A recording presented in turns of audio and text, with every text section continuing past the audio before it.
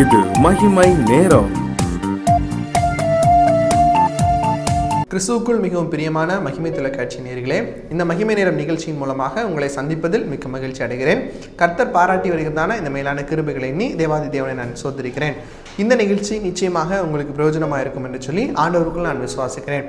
இந்த வாரத்திலும் கூட கிறிஸ்தவ வாழ்க்கையில் நாம் ஓட வேண்டிய ஓட்டத்தை குறித்து வேதத்தின் அடிப்படையில் நாம் தியானித்து கொண்டு வருகிறோம். அந்த பிரகாரமாக இன்றைக்கு நாம் தியானிக்க இருக்கிறதான ஒரு ஓட்டம் தேவனை சார்ந்து ஓடுகிறதான ஓட்டம், இயேசுவோடு கூட ஓடுகிறதான ஓட்டம். இன்றைக்கி நம்முடைய வாழ்க்கையில் இயேசு இருக்கிற ஓட்டமாக இருக்கிறதா?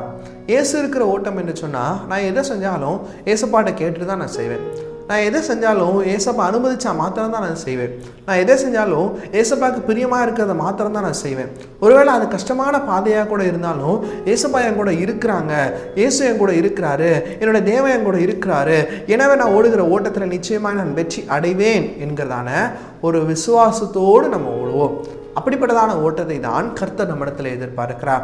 அதற்கு ஒரு சிறந்த எடுத்துக்காட்டாக வேதாகமத்தில் எலியாவை குறித்து நாம் பார்க்கிறோம். எலியா ஆண்டவருடைய பலத்தால் ஆண்டவரை சார்ந்து ஓடுகிறத நம்ம பார்க்க முடிகிறது. 1 ராஜாக்கள் 17ஆம் அதிகாரம் 3வது வசனத்தில் ஆண்டவர் சொல்கிறார், எலியாவை பார்த்து, நீ இவ்விடத்தை விட்டு கீழ் திசையை நோக்கி யோர்தானுக்கு நேராக இருக்கிற கேரித் ஆற்றண்டையில் ஒளித்து கொண்டிரு என்று சொல்லுகிறார். எலியாவை எலியாவுக்கு இன்னொரு இடத்துக்கு விரோதமாக ஒரு யுத்தம் நடக்கிறது. அந்த போராட்டத்தில் ஆண்டவர் எலியாவுக்கு ஒரு ஆலோசனை கொடுக்குறாரு, நீ இங்கே இருக்காத, நீ எங்கே போகும், யோர்தானுக்கு நேராக இருக்கிற கேரித் ஆற்றண்டையில் நீ ஒளிந்து கொண்டிரு என்று சொல்லி எலியாவுக்கு ஆண்டவர் ஒரு ஆலோசனை கொடுக்கிறார். யோர்தான் என்று சொன்னால் மரணத்தை குறிக்கிறது, கேரித் என்று சொன்னால் இடுக்கத்தை குறிக்கிறது. அப்போ மரணத்திற்கு நேராக இருக்கிற இடுக்கத்தின் வழியாக இந்த எலியாவை ஆண்டவர் போக சொல்கிறார். ஆனால் எலியா எப்படியாக போகிறார்? ஆண்டவர் அவர் கூட இருக்கிறார் என்கிறதான பலத்தினால எலியா அந்த இடத்திற்கு போகிறத நாம் பார்க்கிறோம். ஆனால் அந்த இடத்துல கூட எலியா ஆண்டவருடைய சொற்படி கேட்டு ஆண்டவர் இருக்கிறார் என்ற விசுவாசத்தோடு கூட எலியா போனதினால் அங்கே ஆண்டவர் காகத்தின் வழியாக எலியாவை போஷிக்கிறார். இன்னைக்கு ஆண்டவருடைய சொற்படி கேட்டு ஆண்டவரை சார்ந்து நம்முடைய ஓட்டத்தை நம்ம ஓடிக்கொண்டிருப்போமானால் யார் மூலமாவது ஒருவேளை நடக்கவே நடக்காது என்று சொன்ன காரியங்கள் கூட இன்னைக்கு ஆண்டவர் யாரை கொண்டாவது உங்கள் வாழ்க்கையில் நடப்பார். அப்போ அதுக்கு என்னது? என் ஓட்டத்தில், என் வாழ்க்கை பயணத்தில் இயேசு இருக்கணும். நான் ஓடுகிறதான இந்த ஓட்டத்தில் இயேசு இருக்கணும். இன்னைக்கு இந்த ஓட்டத்தில் இயேசப்பா இருக்கிறாங்களா இல்லையா என்பதை குறித்து சிந்தித்து பாருங்க. இதே 1 ராஜாக்கள் 18ஆவது அதிகாரம் 36வது வசனத்தில் நம்ம பார்க்கிறப்ப, அந்திபலி செலுத்தும் நேரத்தில் தீர்க்கதரிசியாகிய எலியா வந்து, ஆபிரகாமுக்கும் ஈசாக்குக்கும் யாக்கோபுக்கும் தேவனாகிய கர்த்தாவே, இஸ்ரவேலிலே நீர் தேவன் என்றும் நான் உம்முடைய ஊழியக்காரன் என்றும் நான் இந்த காரியங்கள் எல்லாம் உம்முடைய வார்த்தையின்படி செய்தேன் என்றும் இன்றைக்கு விளங்க பண்ணோம். 37வது வசனம், கர்த்தாவே நீரே தேவனாகிய கர்த்தர் என்றும் தேவரி எங்கள் இருதயத்தை மறுபடியும் திருப்பினீர் என்றும் இந்த ஜனங்கள் அறியும்படி என்னை கேட்டருளும் என்றான். எலியா ஆண்டவருக்காக வைராக்கியமாய் நின்றார். எலியாவுடைய ஓட்டம் ஆண்டவரை சார்ந்து ஓடுகிறதா ஓட்டமாக இருந்தது. எனவே தான் பாகால் தீர்க்கதரிசிகளுக்கும் எலியாவுக்கும் ஒரு யுத்தம் நடக்கிறது.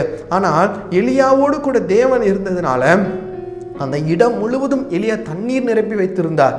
ஆனால் அந்த தண்ணீரின் மத்தியிலும் அக்கினி வந்து எலியாவுடைய அந்த காணிக்கையை பட்சித்து போட்டதை நாம் பார்க்கிறோம். ஆனால் பார்க்கால் தீர்க்கதரிசிகள் அவரோடு கூட ஆண்டவர் இல்லை, அவருடைய ஓட்டத்தில் ஆண்டவர் இல்லை. அவங்க எவ்வளவு பிரயாசப்பட்டும் என்னென்னோ செய்து பார்த்தும் கடைசியில் அவர்கள் உயிர் போனதுதான் மிச்சம். ஆனால் எலியா ஒரே ஒரு மனிதர், அவரோடு யார் இருந்தா? இயேசு இருந்தா. இன்னைக்கு இயேசு இருக்கிற வாழ்க்கை எனக்கு இருக்குமானா, என் ஓட்டத்தில் இயேசப்பா இருப்பாங்க என்று சொன்னா நிச்சயமாக நடக்கவே நடக்காது என்று சொல்லி யார் என்ன சொன்னாலும் அந்த காரியமும் நிச்சயமாய் நடக்கும். இதுதான் தேவனை சார்ந்து ஓடுகிறதான ஓட்டம். அப்படி என்றால் தேவனை சார்ந்து ஓடுகிற ஓட்டத்தில் நான் யாரிடத்தில் ஆலோசனை கேட்பேன்? நான் தேவனிடத்தில் ஆலோசனை கேட்பேன். எலியா, ஆண்டவர் எலியாவுக்கு ஆலோசனை கொடுத்து கொண்டே இருந்தார். அந்த ஆலோசனைப்படி எல்லாம் எலியா செய்தார். யாக்கோபை குறித்து நாம் பார்க்கும்போது, யாக்கோபு தன்னுடைய தாயின் ஆலோசனையினால தன்னுடைய ஏசாவுக்கு கிடைக்க வேண்டிய ஆசீர்வாதத்தை ஏமாற்றி பெற்றுக்கொள்கிறான்.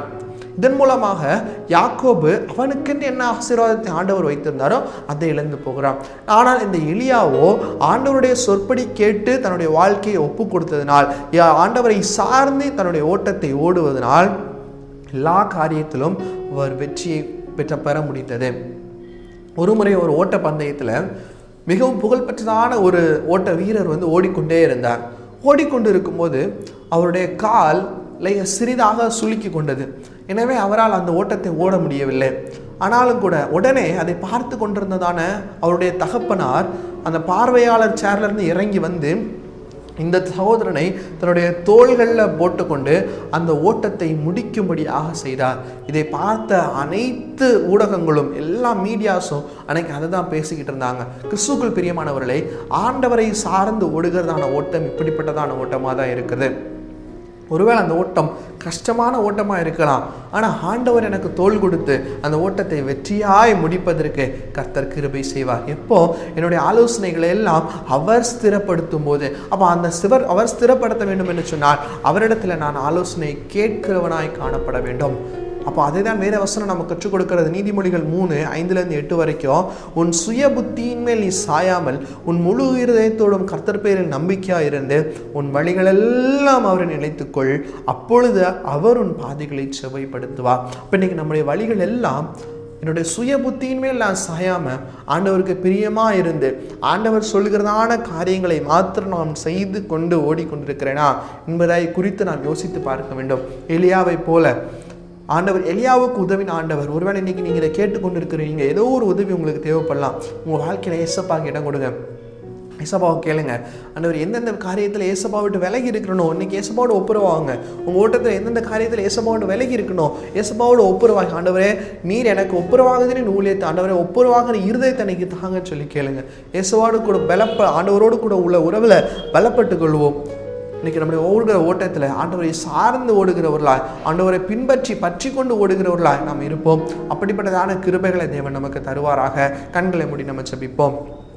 எங்களை நேசிக்கிறதான எங்கள் இரக்கமிட்ட பரலோக பிதாவே, அப்பா உம்மை நோக்கி பார்க்க கர்த்தர் நீர் பாராட்டின இந்த கிருபைகளுக்காக உமக்கு நன்றி செலுத்துகிறோம். ஆண்டவரே, எத்தனையோ பேருக்கு கிடைக்காத நல்ல பாக்கியத்தை ஆண்டவர் எங்கள் வாழ்க்கையில் கொடுக்கறதற்காக உமக்கு நன்றி. ஆண்டவரே, இந்த நாளிலும் கூட சப்பா உம்மை சார்ந்து ஓடுகிறதான ஓட்டத்தை குறித்து நாங்கள் பார்த்தோம். எலியாவை போல நீர் ஆலோசனை கொடுப்பதை கேட்டு ஓடின அந்த எலியாவை போல எங்களுடைய வாழ்க்கையிலும் நீர் எங்களுக்கு என்ன ஆலோசனை கொடுக்கிறீரோ அப்பா அதை கேட்டு அதன்படி நாங்கள் ஓட ஆண்டவரே நீர் கிருபை செய்யும்படியாக ஜெபிக்கிறோம். ஆண்டவரே, சுயபுத்தி மேல் நாங்கள் சாயாதபடிக்கு நீர் எங்களுக்கு கற்றுக் கொடுக்கிற காரியங்களை பின்பற்றி நாங்கள் நடக்கிறவர்களாய் ஓட ஆவியானவர் தாமே எங்களுக்கு கிருபை செய்யுங்கப்பா.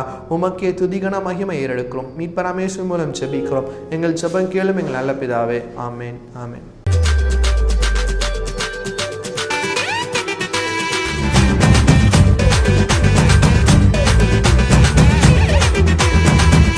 மகிமை மகிமை மகிமை